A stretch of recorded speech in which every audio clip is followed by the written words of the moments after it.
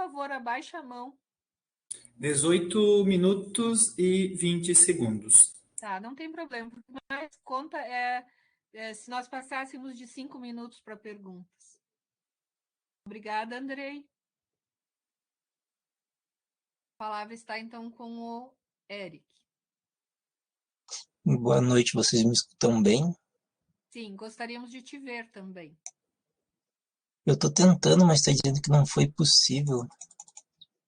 É muito estranho, porque eu aqui te passei o comando da sala. Podes ver ali, ó. Estás com o comando da sala. Acho que agora foi.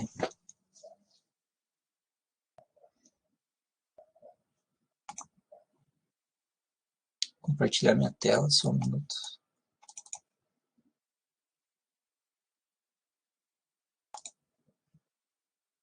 Deixa eu olhar bem para ti, Eric, porque eu nem lembrava mais do teu rosto, de tão pouco que você aparece.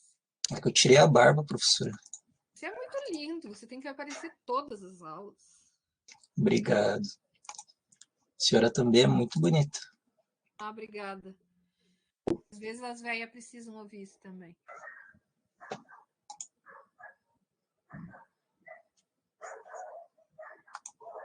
Conseguem ver minha apresentação, pessoal? Sim. Conseguimos. Professora, eu estou marcando 1 minuto. Recomeço? Sim, quando ele começar se apresentando, tá? Tudo bem, já vou começar então. Tá. Boa noite, pessoal. Meu nome é Eric. Sou aluno da filosofia da UFPEL, faço licenciatura. E hoje a gente vai ter uma aula sobre Jean Bodin. Se escreve Bodin, mas se lê Bodin, tá? Então, primeiramente, alguns dados sobre ele, né? Então, Jean Bodin nasceu em 1930. Tem algumas fontes que dizem que ele nasceu em 1929. 500. Desculpa, professor. 1500, perdão. 1529 e algumas que dizem que foi em 1530, mas é só um ano de diferença, então aceitamos como 1530.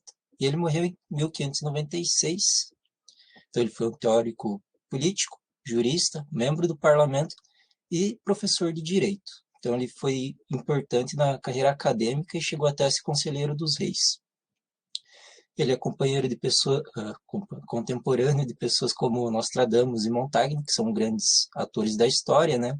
Então eles vivem na mesma época e no mesmo local que a França.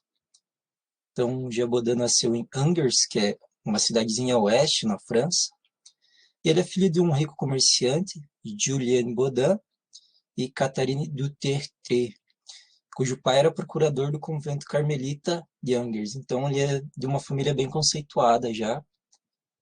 E essa ordem carmelita é uma ordem religiosa católica que surgiu no final do século XI em Israel e passou por grande reforma no século XVI, que é o século que ele vive. Então ele entra para o convento carmelita um pouco para frente e passa por esse processo de transformação. Então, sendo quarto de uma família com 7 filhos, ele estudou em sua cidade natal e ainda novo foi viver no monastério Notre-Dame des Carmes, que é em outra cidade da França, ainda não era em Paris, mas era uma cidade maior já, então ele tem uma certa elevação de vida logo jovem. E em 1545 ele viajou para Paris, aí sim, para estudar filosofia no convento, Grande Paris, e ele aprendeu hebraico e grego. Então, com 15 anos, ele já sabia hebraico e grego, então ele tem uma notável evolução já desde cedo na carreira estudantil dele. E em 1546, um ano depois, ele provavelmente viu a execução do humanista Etienne Dolet, condenado pela publicação de livros considerados heréticos para a época. E no ano seguinte, ele mesmo é processado por heresia e ele então é liberado de seus votos, que ele fez lá no monastério Gabriel Bouvet, e quem o libera é o bispo de Angers por causa da influência de sua família. Então, para não ser condenado, não sofrer nenhuma represária ainda jovem, ele é liberado de seus votos. E, pessoal, a gente tem que entender aqui sobre ele que ele vive sobre o autor, ele vive num momento de guerra religiosa. Então, esse contexto social acaba afetando a obra e a vida dele. e é a segunda maior guerra religiosa que teve na Europa, tendo até 3 milhões de pessoas mortas em estimativa nesse período. Mortas, assassinatos, fome, miséria, peste. As pessoas acabaram morrendo por vários desses quesitos, não somente por caça às bruxas. E foi o segundo pior período de guerra religiosa na França, perdendo só para a Guerra dos 30 Anos, que aconteceu na Europa inteira, e que teve um total de 8 milhões de mortes. Então, para vocês verem, é uma grande... 3 milhões no século XVI é um grande número de pessoas que morreram. Então, em 1550, ele chega a Toulouse, onde ele cursa Direito, se torna professor de Direito Romano, e durante esse período ele escreve diversos tratados que foram perdidos até sua morte. Só a gente tem que entender que o Jean Bodin ele escreveu bastante coisas e poucas chegaram até a gente, perdão, e menos obras ainda estão traduzidas em português. É bem difícil conseguir alguma coisa em português. Eu mesmo, para preparar essa aula, eu peguei o livro dele em inglês, porque em português não tinha na internet, só alguns fragmentos e tal. Então, passamos para frente. Quando ele se formou na faculdade, virou editor científico de tradução do grego para o latim do poeta grego Opino de Apameia. Ele foi 5 anos depois acusado de plagiar sua tradução latina, mas ele acabou sendo inocentado. Então, a gente pode ver que durante a vida toda dele, ele está nesse conflito com a lei, com a igreja, principalmente, e isso acaba afetando a obra dele, né? Mas ele sempre continuou gerando obras.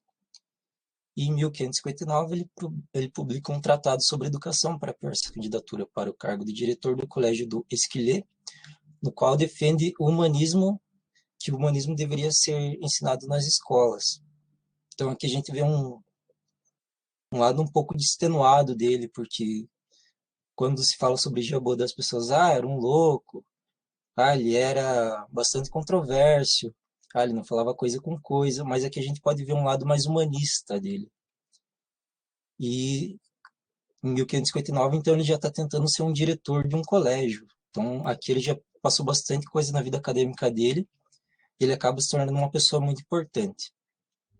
E em 1560 ele foi recebido pelo parlamento francês como advogado e conselheiro do rei. Então, aqui já é o ápice da carreira dele. Poucos, né, conseguem chegar a ser conselheiros de rei, ou conseguiram, né, no passado, mas ele foi um desses. Em 1566 ele publicou Métodos, e o livro acabou ganhando uma segunda edição alguns anos para frente. Então, esse trabalho, Métodos, é conhecido por apresentar os ideais de método da sociologia, das ciências sociais, um pouco antes deles serem realmente desenvolvidos. A gente tem essa ideia que as ciências sociais são novas, mas em 1566, no século XVI, ele já publicava algo que seria comparável com o que as ciências sociais vão publicar lá no futuro. Então, ele escreveu bastante obras, e ele é conhecido por publicar um dos Espelhos de Príncipes. O que é um espelho de príncipe? São aqueles livros que dizem como o príncipe deveria se comportar. E o mais famoso, eu acho que todo mundo conhece, é o Príncipe, literalmente, de Maquiavel. Então, ele é um autor de uma das obras consideradas Espelhos de Príncipes, que é um gênero literário que aconteceu lá na Europa. Certo? Em 1568, ele foi preso no Concilier por religião e permaneceu assim até agosto de 1570, ano que chamou a atenção de Carlos IX, que o nomeou comissário para a reforma das florestas da Normandia. Então, ele chegou a ser preso por religião durante essa guerra religiosa que ocorreu e ficou lá preso até ele ser solto por um dos reis. E logo que solto, ele já foi comissionário para a reforma das florestas da Normandia. E nesse papel de comissário, ele acabou se destacando e conseguiu gerar 200 julgamentos para o reino, que era tipo algo sinistro assim. Uma única pessoa ser responsável por 200 julgamentos é muita coisa. E aí ele ganhou bastante renome. Então, em 1576, ele publicou sua principal obra, que é os 6 Livros da República, em que tentou restaurar as bases institucionais do reino francês. Então aqui ele publica sua principal obra já depois de velho, apesar de uma grande vida acadêmica, e durante toda a sua juventude ele recebeu educação católica e foi fiel ao catolicismo durante toda a sua vida. Que a gente pode ver que, pelo que eu passei até agora, ele sempre esteve envolvido com religião, ele sempre está envolvido aí com essas disputas de poder, então ele acaba sendo fiel ao catolicismo durante sua vida. Apesar de, né, a gente poder dizer hoje em dia que não era bem assim e que ele tentava esquivar talvez do catolicismo, mas o que a gente pode dizer com certeza é que ele foi fiel ao catolicismo durante toda a sua vida porque ele sempre esteve ali junto com o catolicismo, que era o que estava em alta no momento, né, as guerras religiosas. Então aqui a gente tem um ponto sobre ele que é educação para todos os cidadãos e religião para todos os fiéis, sem que houvesse diversidade religiosa e cultural, foram temas importantes durante toda a vida de Baudin. Então, aqui a gente começa a entrar nas contradições dele, porque ele queria que todos os cidadãos recebessem educação e que todos os fiéis recebessem religião, mas que não houvesse diversidade religiosa e nem cultural. Então aqui a gente pode ver um pouco dessa hipocrisia, entre aspas, dele.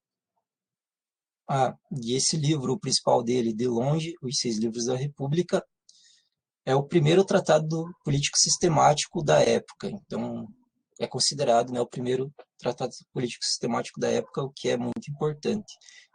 Eric, Infelizmente, oi, 10 minutos. tá certo, obrigado. Infelizmente, a gente não tem essa obra em português. Pelo menos eu não achei em PDF, provavelmente que impressa tenha. Vamos para frente. Agora, entrando propriamente dito na teoria política dele, que eu gostaria de deixar duas perguntas retóricas, ninguém precisa responder, pessoal. Existem limites para o poder do rei? O poder do rei é, de fato, absoluto e inquestionável?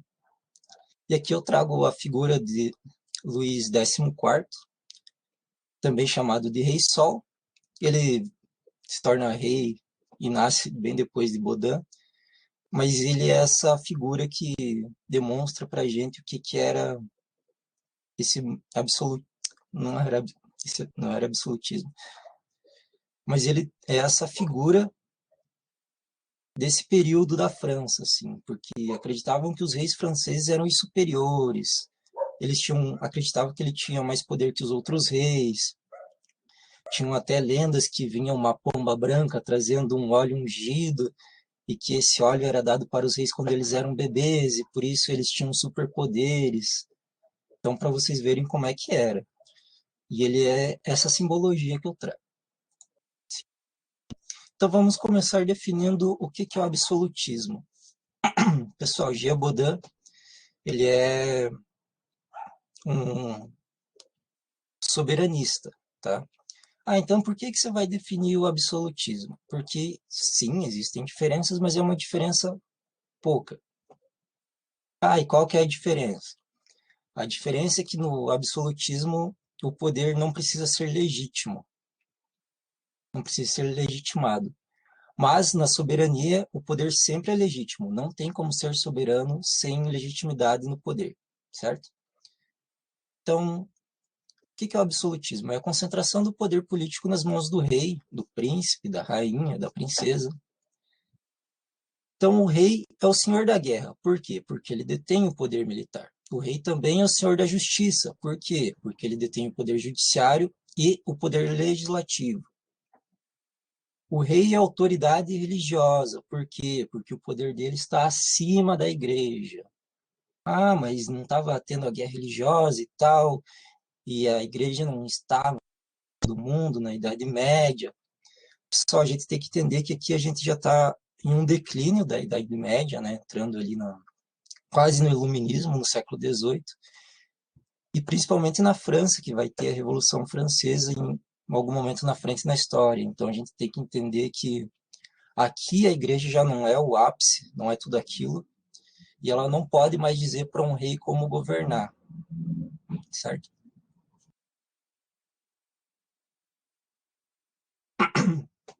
Então, para ser perdão, fugiu a palavra. um soberanismo. Esses poderes devem ser respeitados e considerados legítimos por toda a sociedade. Certo? Vamos em frente.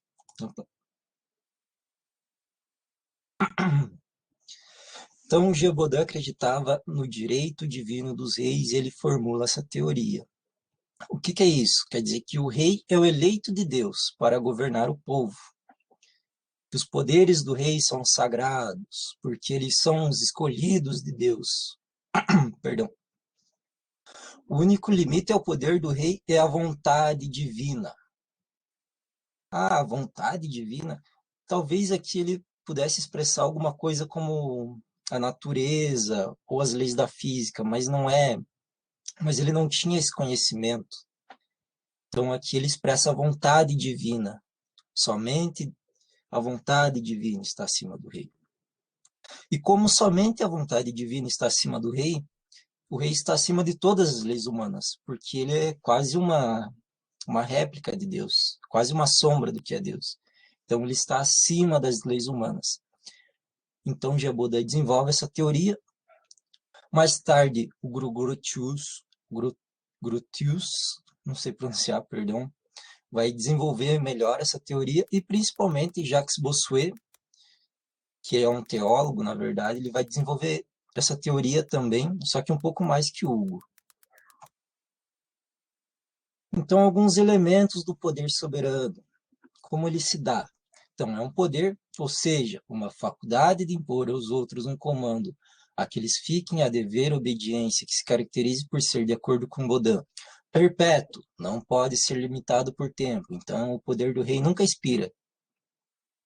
E ele é absoluto. Por quê? Porque ele não está sujeito a condições ou encargos postos por outrem, não recebe ordens ou instruções de ninguém e não é responsável perante nenhum outro poder. Então, como eu havia dito, o rei detém todos os poderes para ele. 15. Certo, obrigado. O rei detém todos os poderes para ele e não tem ninguém acima dele e não tem ninguém ao lado dele também. Está todo mundo abaixo do rei, né? Se fosse um organograma, por exemplo. Então, aqui algumas características desse poder. Primeiramente, é una e indivisível. É do rei e somente dele. De modo que não pode haver dois estados no mesmo território. E aqui ele não quer dizer essa concepção moderna de estado que a gente tem. Ele quer dizer estados como concessões de poder. Então, o território é somente de um rei. O poder é próprio e não é delegado, pertence por direito ao próprio rei. Então, como ele é escolhido de Deus, ninguém pode dar o poder a ele e ninguém pode tirar, certo? Então, ele é irrevogável. De acordo com o princípio de estabilidade política, o povo não tem o direito de retirar do seu soberano o poder político que esse possui por direito próprio. Então, é isso. Deus deu o poder, não foi nenhum ser humano que disse, ele é rei, foi Deus quem disse. Então, é irrevogável. Nem como foi Deus que deu o poder, ninguém pode tirar também. Então, o poder é supremo na ordem interna, pois não admite outro poder com que tenha a partilhar a autoridade do Estado. Então, como eu havia dito, pessoal, ele está sempre acima, não tem ninguém nem do lado, tá? É sempre o acima. Vamos seguir. Então, o Bodin apresentou o poder do Estado soberano em 3 elementos fundamentais, sendo eles, primeiramente, a justiça. Por quê? É um elemento que diferencia a república de uma sociedade comandada por piratas, ladrões, e por isso as relações seriam organizadas e justas. O Bodin diz que sem a justiça nós seríamos todos anarquistas e para ele essa é a pior forma de governo possível. Segundo, a família. Bodin afirmava que esta era a origem da república, afinal o surgimento das sociedades políticas se deu a partir do agrupamento de várias famílias. Além disso, a estrutura familiar servia de exemplo para o desenvolvimento da república, devido às suas claras relações de mando e obediência. Aqui a gente tem um problema, tá? Porque, obviamente, é algo sexista que o Bodin disse, mas a gente tem que entender o conceito social dele, pessoal. Ele está lá no final da Idade Média, então a gente não pode atribuir esses problemas modernos de sexismo, machismo, para alguém que está lá atrás na história. ele diz o seguinte, é ele que diz, tá? Não é o Eric, não me crucifique. O comando do marido sobre a esposa, do pai sobre os filhos e do senhor sobre os escravos. Essas relações revelariam que existe uma relação de poder próprio da condição humana, por isso a imagem do chefe da família é comparável à imagem do soberano. Então, o chefe da família é quase o rei e o rei é quase Deus. Então, aqui ele está dizendo que o chefe da família, de alguma forma, é quase Deus, tá? Mas a gente tem que entender isso. E quando ele diz a família, ele quer dizer que sem as famílias, sem as uniões sociais, o Estado do soberano não se manteria. E, por último, a necessidade de existir bens públicos entre essas famílias em locais públicos, o que é fundamental para estabelecer e fortalecer os laços entre as famílias, mas sem cair em formas extremas de coletivismo, o que seria o contrário natural de propriedade privada, o que ele é um defensor, tá? Então, ele é um defensor da propriedade privada, mas ele acredita que bens públicos, dividido entre famílias públicas em locais públicos, é uma das formas de manter o Estado soberano. E aqui, quando ele fala sobre a escravidão, pessoal, ele era um crítico à escravidão, tá? Ah, mas ele estava falando aí que homem tem que mandar na mulher, não sei o quê. Para vocês verem, ele era um crítico à escravidão, inclusive ele se opõe à tese de Aristóteles lá e diz que nem presos de guerra deveriam ser presos e tal, mas eu não vou entrar no mérito dessa discussão, que não é nosso foco. Seguindo, quase acabando, tá? Então, Baudin identificou 3 formas de governo. Primeiro, a democracia, quando o poder é exercido pela maioria, que é o que a gente deveria viver aqui no Brasil hoje em dia. Segundo, a aristocracia, quando o poder é exercido pela minoria. Então, quando o parlamento exerce poder, quando... Consegue entender? São poucas pessoas que têm acesso 20 ao poder. minutos. Certo. E a monarquia, quando o poder é exercido por apenas uma pessoa, e aqui no caso, o príncipe, né? Porque tudo está sobre o príncipe. Ah, mas o príncipe quer dizer só o filho homem do rei? Não, o príncipe ele quer dizer quem exerce o poder, tá? Só que foi adotada a expressão o príncipe durante alguns escritos, e ela assim se manteve. E agora, para fechar, pessoal, só uma citaçãozinha e uma frasezinha final. Então, Baudin almejava uma forma perfeita de governo com prosperidade material e formação intelectual, que geraria um desenvolvimento espiritual dos súditos, que por fim seria marcado por uma estrutura racional e absoluta. Então, ele é um idealizador de um governo perfeito, tá? O que ele, infelizmente, não consegue gerar, mas é o que ele gostaria. E aqui, só para citar, um homem que é honesto estima a companhia virtuosa e odeia homens maus. E apenas um príncipe que é ele mesmo justo e verdadeiro pode distribuir justiça imparcial. Jean Baudin. Seria isso. Alguma pergunta? Me encontro disponível para responder.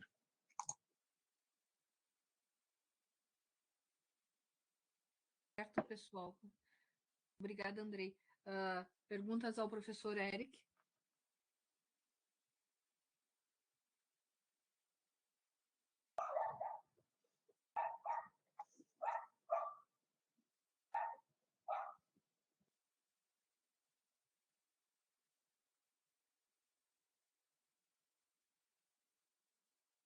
Boa noite, professor Eric, Aguinaldo, de novo, tudo bom? Boa noite, Ignaldo. Tudo bem? Por favor, tu chegasse a ver alguma coisa sobre esses tantos processos que ele fez, se era todo eles direcionado à religiosidade, ou eram diversos, ou tu chegasse a ver alguma coisa ou não? Aguinaldo, eu até cheguei a procurar sobre essa reforma das florestas da Normandia e eu não encontrei nada sobre, então eu acredito que seja literalmente uma reforma das florestas que teve na Normandia, né, porque é uma região ali da Europa e que o Reino da França detinha poder, então eu acho que é uma reforma literalmente. Então eu procurei sobre isso e eu não consegui encontrar, mas foram 200 julgamentos que ele conseguiu através disso. Tá, ok, obrigado. Por nada. Outra coisa também a gente tem um slogan hoje no governo que é Brasil acima de tudo, Deus acima de todos. Não tem alguma alguma relação ou tu não vê como nada a ver com o que era nessa época aí? Bom, eu não sei quem fez o slogan da campanha aí do nosso presidente, mas eu acredito que não tenha relação com o soberanismo, porque o Brasil não estaria acima de todos no soberanismo, tá? Quem estaria acima de todos era o presidente daí, só ele. Mas dá para ver que é um slogan que caberia facilmente, né? Algum país da Europa durante a Idade Média. Provavelmente em algum lugar desse serviria um slogan como esse. Tá bem, muito obrigado, pessoal.